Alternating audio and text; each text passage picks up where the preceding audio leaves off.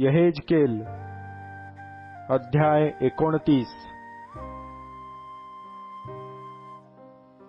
10व्या वर्षी 10व्या महिन्याच्या 12शीस परमेश्वराचे वचन मला प्राप्त झाले की, मानवपुत्रा, मिसर देशचा राजा फारो याजकडे आपले तोंड करून त्याच्या विरुद्ध व सर्व मिसर देशाविरुद्ध संदेश दे.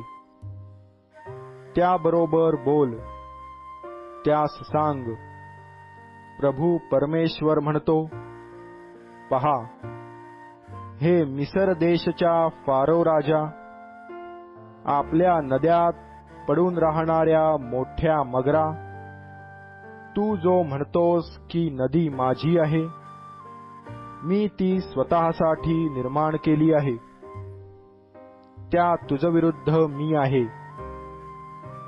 मी तुझ्या जाभाडात गळ टोचीन, मी तुझ्या नद्यातले मासे तुझ्या खवलांना चिकटवीन. मी तुला तुझ्या खवलास चिकटलेल्या नद्यातल्या माशांसह तुझ्या नद्यामधून बाहेर खेचून काढीन. मी तुला व तुझ्या नद्यातल्या सर्व माशास सोडून देईन. तू उघड्या मैदानात पडून राहशील, तुला कोणी उचलून आणणार नाही किंवा तुझी कोणी जुळवाजुळव करणार नाही. तर तू वनपशूस व आकाशातील पाखरास खाद्य होशील असे मी करीन. तेव्हा मिसर देशचे सर्व रहिवासी समजतील की मी परमेश्वर आहे. कारण इस्रायल घराण्याला मिस्राचा केवळ बोरूसारखा आधार होता. त्यांनी तुला हातांनी धरिले, तेव्हा तू चिडून त्या सर्वांचे खांदे फोडून टाकिले. ते तुझ्यावर टेकले असता तू मोडून गेलास व तू सर्वांच्या कंबरा खचविल्या. ह्याकरिता प्रभू परमेश्वर म्हणतो, पहा, मी तुझवर तरवार आणीन आणि तुझ्यातून मनुष्य व पशु यांचा उच्छेद करीन.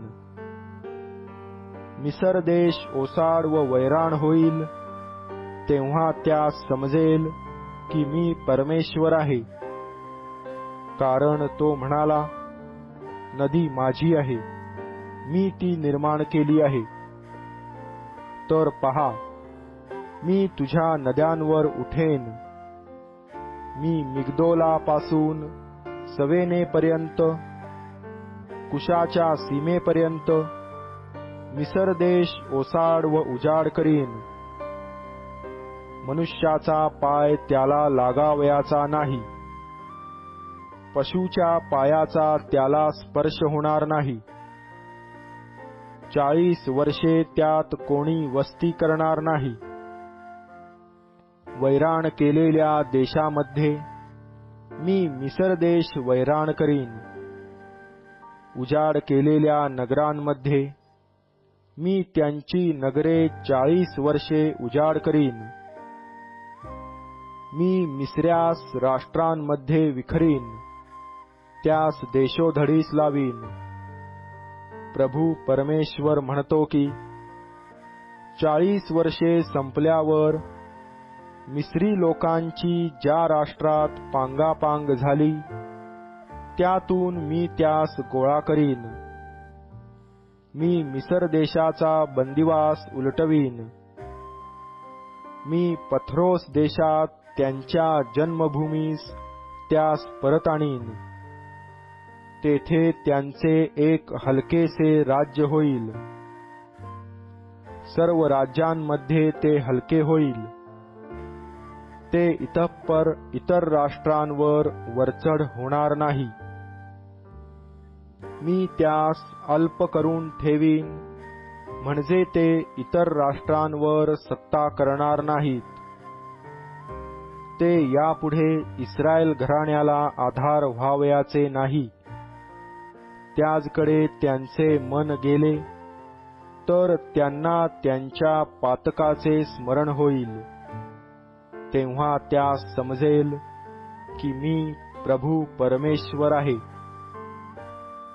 पुन्हा 27व्या वर्षी पहिल्या महिन्याच्या प्रतिपदेस परमेश्वराचे वचन मला प्राप्त झाले की, मानवपुत्रा, बाबेलाचा राजा नबुखदनेस्सर याने सोरेस वेढा घातला, तेव्हा त्याने आपल्या सैन्यास भारी कष्ट करावयास लाविले. सर्वांच्या डोक्यास टक्कले पडली, खांद्यांची सालटी निघाली. तरी त्याने जो खटाटोप केला त्याचा त्याला किंवा त्याच्या सैन्याला योग्य मोबदला मिळाला नाही.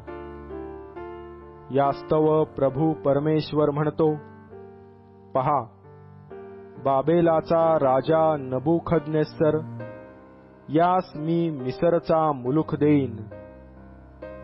तेव्हा तो त्यांचा समुदाय हिरावून नेईल. त्याने लुटिलेले तो लुटील, त्याने हरण केलेले तो हरण करील. असा त्याच्या सैन्यास मोबदला मिळेल. त्याच्या श्रमाचा मोबदला म्हणून मी त्यास मिसरचा मुलूख देईन, कारण हे श्रम त्यांनी मजसाठी केले, असे प्रभू परमेश्वर म्हणतो. त्या दिवशी इस्रायल घराण्यास शृग उगवे असे मी करीन व त्यांच्यामध्ये तुझे तोंड उघडे असे करीन. तेव्हा त्यास समजेल की मी परमेश्वर आहे.